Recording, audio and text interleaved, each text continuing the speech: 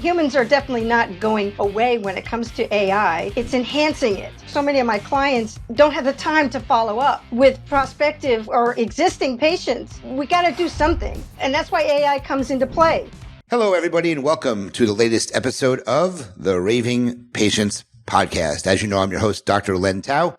I just first want to thank the sponsors, both Dental Intelligence and the Doc Sites, for their support, allowing me to come to your inbox every single week at 5 o'clock Eastern Standard Time with new episodes. Today's episode is called The AI Advantage, Marketing Full Arch Dental Implants Effectively. My guest is Wendy Richmond, the CEO of Results Matter Dental Marketing. Wendy, thank you so much for joining me today. Oh, thank you very much, Dr. Tao. My pleasure to be here. She's helped practices increase their revenue from $1 million a year to an impressive $1 million a month, and has implemented AI into dental marketing strategies. So, Wendy, I appreciate you joining me again. Why don't you expand on your bio a little bit so people know more about you, and at the same time, tell people how you got really going with artificial intelligence, because that's, it's still a newer thing and people are still doing it, but to be doing it for so long, you must have found it really early. So, talk about those things to start with. Absolutely. So thank you very much. Yes, I have been actually in the dental marketing, doing dental marketing in the industry for 13 years. And I've been the marketing director for several multimillion-dollar dental practices over, the last 11, 12 years now. And I, have always been very proactive with my learning.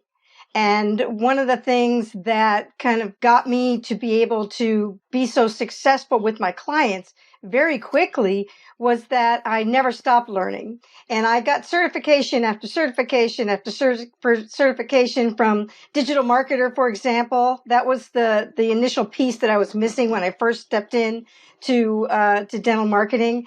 And I just, after those certifications, I applied everything. And that's the other thing that makes me unique is that once I learn something, I don't just sit on it. I actually apply it. And so that's the kind of the first stage of things. And I'm one of those types of people. And I'm also a woman of a certain age. And so I was actually, my father was in the Coast Guard. And so I learned at a very young age that I just do the work.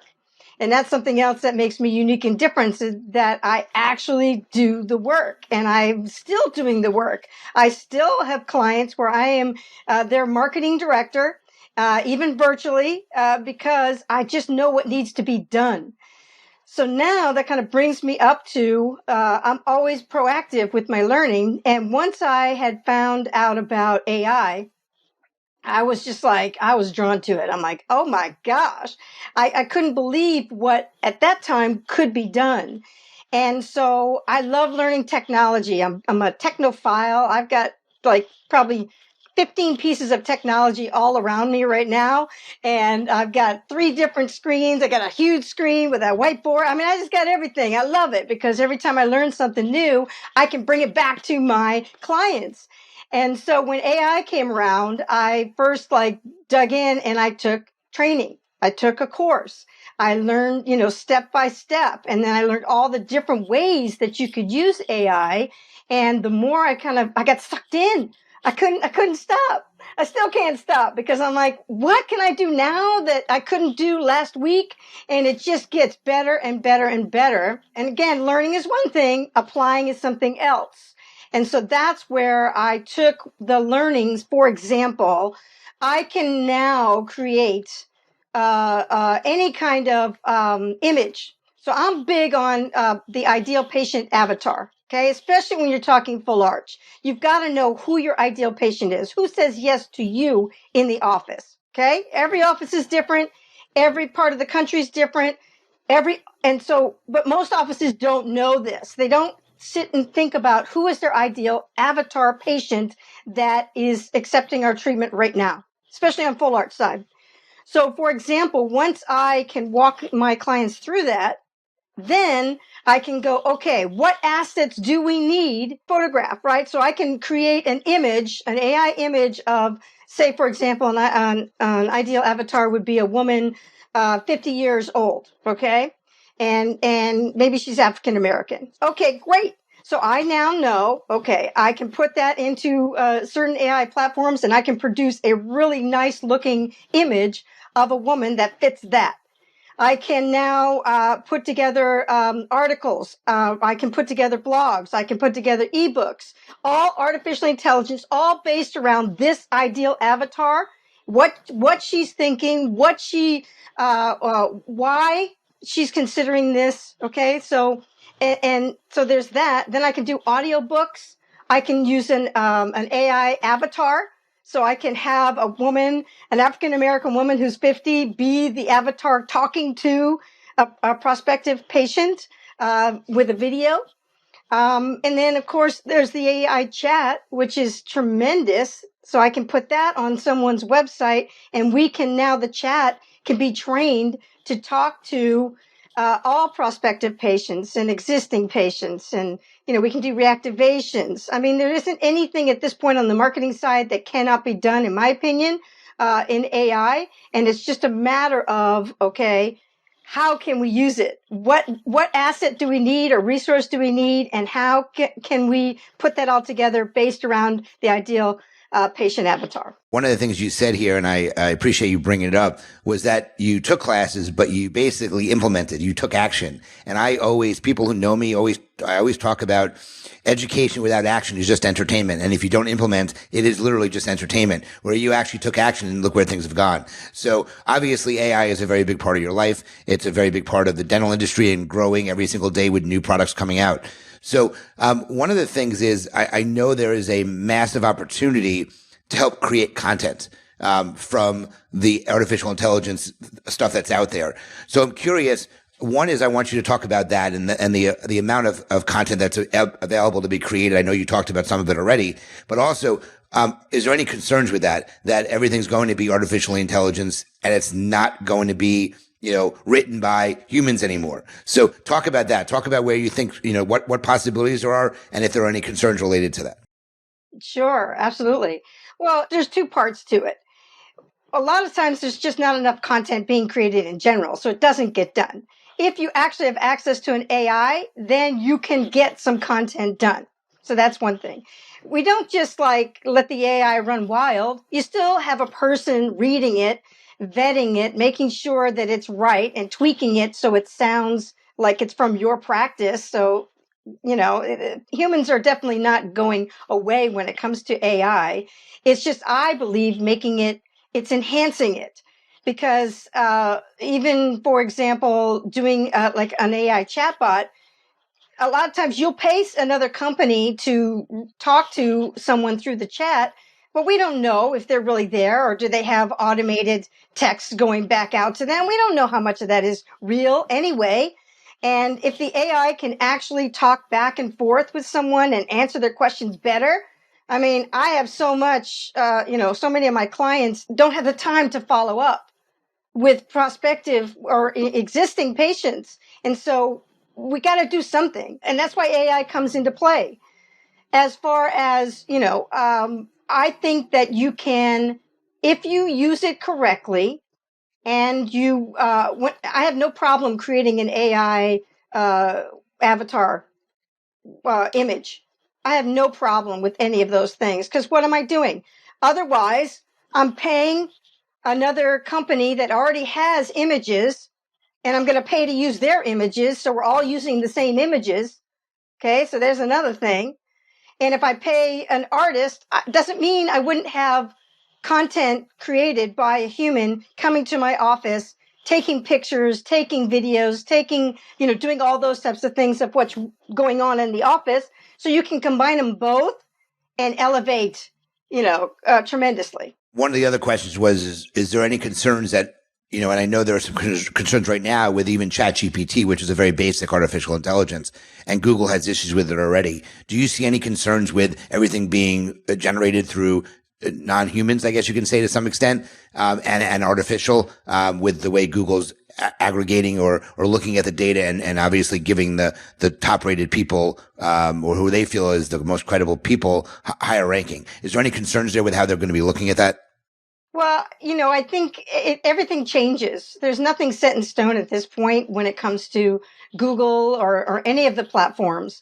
I think that, like I said before, it's not just about creating some content and just throwing it out there. It's about creating some content that gives you a start. it gives you something, and then you tweak it, you change it, you make it your own, then it is real content. It's new, fresh content that you might not otherwise have created. And just for those that don't know, Bird Eye obviously has very much a ton of AI in it. We help moderate the reviews, so we have we call it Bird AI. It's ChatGPT built into Bird Eye to help to respond to the reviews. We do have it helping with our chatbot as well. So when we talk about chatbots, how do you feel AI can help with that, feeding enough information to be able to answer the questions effectively? Because even when I've used chat bots that are AI driven, sometimes they're not able to get enough of the information to be able to answer the difficult questions that I have, which a human probably can. So talk about AI, talk about how you think it's going to change the way we interact with people. Talk about, maybe some examples of stuff you've done with other websites. Sure. Well, as far as AI goes, it's all how you train it. Okay, it's all what is called prompting. What I did when I first started using AI chatbots, for example, there's kind of two ways you can go with them. Number one, you can put and train the bot on a website. So you can take a URL, that bot can scrape the website, and it can answer all kinds of questions. I've tried that. I don't like it because it was starting to answer all kinds of stuff that, it probably shouldn't have answered, or just the way it was answering, because wasn't working as well. So what I have found that works so well with my clients is, for example, what are the top 20 frequently asked questions that you get every single day? Okay.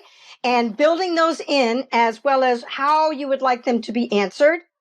And then also telling the chatbot what you want it to do ultimately, right? So you want it to be pleasant and all those types of things, and informative and upbeat or whatever. But then you also want to train it to either. It's really two ways that my clients are using it right now. One is, if we have a calendar, it doesn't go into like a Dentrix or an Open Dental. It can't schedule.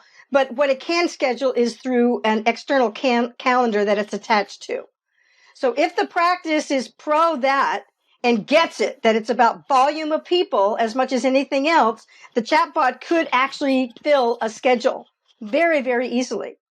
The other piece, though, the ones that don't want to do that, you can train the bot to direct and invite the people to pick up the phone and call, which is ultimately what the office wants, because then they're talking to a real human, right? Or if you have a link, for example, like my clients will use, say, Local Med, for example, because Local Med actually will go into everybody's calendar. So I can now have the bot say, please call us during office hours, or if you'd like to schedule an online appointment, you can do that by clicking on this link. And then patients are doing it. Okay. So when it comes to answering or not being able to answer, I have, like one of my clients is a holistic dental practice. And they were very concerned at the very beginning because they were like, well, how is this going to answer appropriately? And they don't accept insurance, and they have all kinds of things as far as their practice goes. So instead of having it scrape the website with all kinds of information, all they did was, what are your top 20 frequently asked questions? And I'm telling you, the bot does better than most of the people, just because it's there 24/7, 365, when you're not going to have somebody who's having a bad day or not wanting to follow up or whatever. Is it 100%? No. Is it like 95%? Great. Absolutely. And 95% is way better than not doing it at all. So the key, you would say, is making sure you train it properly. If you don't train it properly, you're going to end up with an AI chatbot that doesn't perform well. So the key to success is training it to perform better. Absolutely. Got it. Okay. And I just want to make sure I repeated that for everybody listening, because if they spend the money to have a chatbot and it's not trained properly, you're probably going to be disappointed with the results, versus a company who takes the time to actually make sure the bot knows what it's doing. Great. Okay. Perfect. Let's talk about lead magnets in relation to AI chatbots. So obviously what you do is you're generating leads. They go to the website, they interact with the chatbot, and that will allow a lead to be captured, which in this case is the most important thing when you're marketing, you want to have it the easiest way to capture the information of those who are coming on the website. Simple. So talk about the power of an AI lead magnet that's paired with an AI chatbot. Oh yeah, this is like next level. Next level. So for example, a lot of, especially when it comes to full arch, okay, but really if you're doing implants, there's the majority of the advertising agencies that are doing, say, lead generation for implants, for example, okay. One of the biggest things that they've been doing for a very long time is a quiz. It's called a quiz, right? And so it has somebody like, see if you are qualified or whatever, and it has people answer questions, and then that information gets shipped over to the office, and then the office then has to go follow up. Okay. And a lot of times the office doesn't even look at what the person answers. They just will call them up and, whatever. But when you have a dynamic lead, here's the cool thing that you can actually today, you can have it where you can have, instead of them filling out a little quiz, right? You can actually have them fill out, and it's not a quiz. It is based on seeing what's the right step for you to do. Okay. So you're thinking about implants, and it does ask you the same similar questions on the quiz that you get on a quiz. But what happens is, the cool thing is that the AI will then analyze what the person has said, and then in real time give them an answer right then and there as to what it suggests that they do. That's next level. So so people understand, part of the goal of marketing is to get the leads, and then somebody reaches out to the leads. So in your cases, is the AI also reaching out to the leads after the fact based on the information being provided? Is someone in the practices taking that over? Or are you basically having the top of the funnel, which is this quiz, on the website or on the social media to capture the lead? The top of the funnel, is that all the way down to the bottom of the funnel where your AI is actually contacting on behalf of the practice, or does the practice take that over? You can do both. So, for example, systems today aren't AI driven. The piece of it where the bot will respond to information. Okay.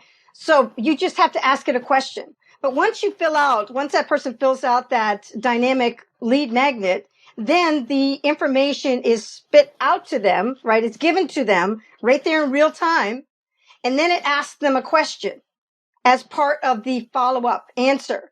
And once it asks a question, then the person will respond, right? And once it responds, then it starts down the chatbot conversation. And then the chatbot can then answer more questions, can have them call, can schedule them, or have them fill out and click a link. And then if, say, for example, they don't, you can actually, there's systems and platforms out there where you can, if it times out over a certain amount of time, you can then trigger another question to go out to that. And this is what I do with my chatbots, is that when a certain amount of time, a lead comes in to a platform and to my platform, and then what happens is that immediately they get asked a question. It triggers a question to go out. And then if it sparks them to answer, then we go down that conversation path. If, for example, they don't respond, then another trigger question goes out automated like the next day, asking whether or not there's any questions that I can answer for them. And so what happens then is, if somebody really has a question, they'll answer, which then sends them down the path. And the staff, me, because I actually manage this for my clients. So I can stop the bot at any time, and I can keep as the real human going back and forth with them. They can be called. We do all kinds of things as far as but the office, the biggest thing I find that the offices don't have the time, the inclination, the skill set, and all these things to actually follow up with all the leads. And so that's why these chatbots are just amazing. That sounds great. Look, I'm a huge fan of AI, but I'm curious, people are listening to it. Some have heard about AI and the power of it. Others have no clue. They don't understand. Look, I ask people if they know what ChatGPT is, and some don't even know what that is. So we're talking about another high level here. For those that are listening and saying, well, this would be really interesting for my practice, and I honestly, it's for every type of marketing. It's not just full arch. You can do it for any type of marketing. You just focus on full arch yourself. So Talk about how easy it is to implement, and why every basically dentist can jump on board with the AI train and really help their marketing. When it comes to a chatbot, it's as simple as putting a piece of code on your website. And here's one thing, though. If you take nothing from our conversation here today, so many, and I don't care whether you're right, full arch or not. I mean, I have clients who aren't just full arch, right? But the thing that I have found is that even today's day and age, they don't have chat on their website. Are you kidding me? If you don't have chat on your website, this is what people want to do today. They would rather pick up their phone and instead of calling you, they would rather text. And I schedule hundreds, if not thousands of appointments every single year with people who texted in and actually scheduled appointments and showed and accepted treatment. So if you do not have chat on your website, first and foremost, get any kind of chat you can, get it. Then if you want to make it really easy and put, again, it's just code, and then add an AI chatbot on top of that, which would take care of a lot of that follow-up that you don't have to do. Got it. I was a huge proponent of chat for years, even before AI was around. I remember in 2012, 13, or 14, I was one of the very first dentists to have a chat that was actually monitored by a human being. A service monitored it. And I'll just give you an example of how powerful it was. I was actually in Vancouver and Calgary and Vancouver, British Columbia, giving seminars for Invisalign. It was in 2013, actually. And somebody chatted with the website. They forwarded me the chat archive, so I saw what they were discussing. And the person basically said, my teeth are loose. I need to get full dentures, a full arch case, all on four. But the person wrote, I've left multiple messages with dentists. Nobody has gotten back to me. That's what the person wrote. So I immediately, within seconds of getting that message, I reached out to her via phone and via email. She couldn't believe how fast I responded. She ended up coming in the office and spending $60,000 in my office on upper and lower full arch, So the fact that you can respond so quickly, really makes a difference. And you make the patients feel really special by being able to do that. So I'm a huge proponent, and I've always been a proponent of some type of chat bot on your website to be able to answer them 24/7, whether it's human or not. You still need something because it helps with the lead generation, and people appreciate being able to, ask questions and get answers immediately. We're that type of society. So, Wendy, as we come to the end of the content, is there anything else that you wanted to make sure that we got out from a content perspective to those that are listening and watching? Sure. As far as content goes, content is king, is queen, is ace, is joker, is everything. And what has again made me so successful, made my clients so successful, is that they understood it. And let me tell you, it doesn't have to be like top of the line, like fully production quality. One of my clients that actually the owners understood this, and they were talking like, this is like 7-8 years ago. Their first language, the dentist owner's first language was not English. And they set up in their back room, one of their rooms, they took a shower curtain that looked better than a wall as their backdrop. And they understood that they needed to educate. Because as much as you might think that people know anything about dentistry, they know nothing. No one knows anything. And if you aren't the one to educate them, they're going to go to the ones that are going to educate. So when it comes to creating content, AI is tremendous today when it comes to creating any kind of content you want, easy, fast, and high quality as far as like what it says. And then all you got to do is tweak it. So there's no excuse today's world that the way you're going to get ahead and dominate your market is adding an AI chatbot, absolutely. Adding AI content, just start pushing out content more and more and more. Then you'll be the one that they'll go to because you're going to be the one that's going to educate the most. Perfect. Great. We'll get your contact information in a little bit. I just want to switch to a lightning round Q&A. For those that have not heard an episode yet, I usually ask the guests about 8 to 10 questions. They're all business related, but their point of it is to answer them very quickly without really going into long, drawn out reasons why you answer their way. So it could be 1 or 2 word answers. That's max we need. So first question, How do you distinguish yourself from your competitors? I think I know the answer, but I'll let you answer it. Because of my background, I've been doing this and a marketing director, and I still am. I'm in the trenches every single day, making the phone ring. And I'm a woman of a certain age, and I just get stuff done. Okay. Do you make a to-do list every day, weekly? When do you do it? I have because I'm a Grant Cardone licensee, I have a 10X planner, and every single day I write out my goals in the morning, my goals at night, and of course I write out every single thing that I want to accomplish, and then I write my successes at the end of the day. Okay, great answer. When you were a kid, what was the first thing you wanted to be when you grew up? An actress. Okay. What is your favorite aspect of being an entrepreneur or a self-business owner? I get to do what I want to do when I want to do it. My time is my own for the most part because I just do the work. So I have a lot more free time. Great. What deserves all of your attention but seldom gets it? As far as business goes? Business, personal, could be anything. I guess my family. I could spend more time with my family instead of being in my office locked away. Okay. Who has been your greatest inspiration? My father. Being, he was a captain in the Coast Guard, and to see what he did for all those years and taking care of our family. And I mean, he's just been my hero for sure. Okay. What is something that you've given up on that you wish you never had? Reading more. Okay. Describe Mondays for you in one word. Awesome. This is a difficult one. If you had a magic stick, what are 3 things you would change in the world right now? Oh, I mean, I would change how people believe that they are better than someone else. I would change how people view animals and how they treat animals. And I would, and along the animal line, I think people need to change what they eat, kinds of foods. Okay. All right. What book do you wish you can go back and reread has made a greatest impact on your life the first time? So what book? I know you just said you don't read that much, so. Right. Well, that's a good question. Look at you. But the best book I ever read was, because I used to work for Dale Carnegie. And so How to Win Friends and Influence People, number 1, always will be. Got it. What is your greatest fear and how do you manage fear? My biggest fear is that all my clients at the same time they say, that's it, we're done.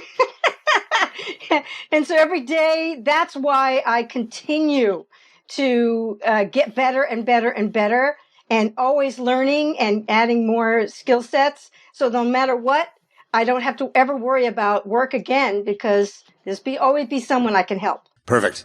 Who is one person you'd love to have as a mentor? Oprah. Okay, Oprah. Do you have a favorite business podcast? Yours. Absolutely.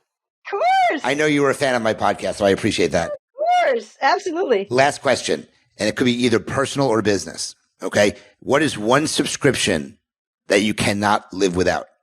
Remember, business or personal?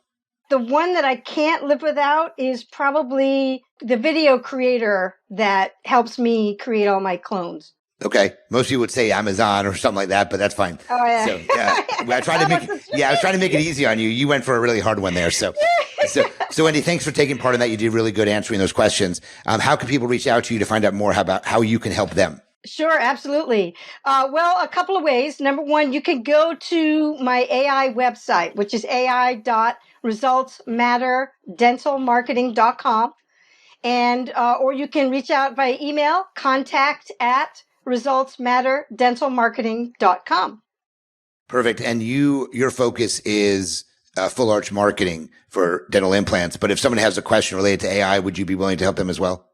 Oh, yeah, absolutely. And I'm not I utilize with my clients right now, but I'm finding that more and more people are wanting AI. So I will work with anyone who wants to know, and I'll talk to you. Perfect. Guys, you have the information from Wendy. Wendy, thank you so much for joining me today during this podcast. You did a great job. Guys, if you like this episode, please share it. Please recommend it. Please forward it to your friends and colleagues who you think may find it educational purpose as well. And remember, as Wendy says, the key is to take action after you hear what you have to say. And I am a true believer in that as well. I want to thank both the Doc Sites and Dental Intelligence for their support. And as I end every single one of my episodes, remember, your reputation matters. Until the next episode, Wendy, thank you so much for joining me, and we'll talk to everyone soon. All right. Thank you so much, Dr. Tao. Appreciate it. Bye-bye, everybody.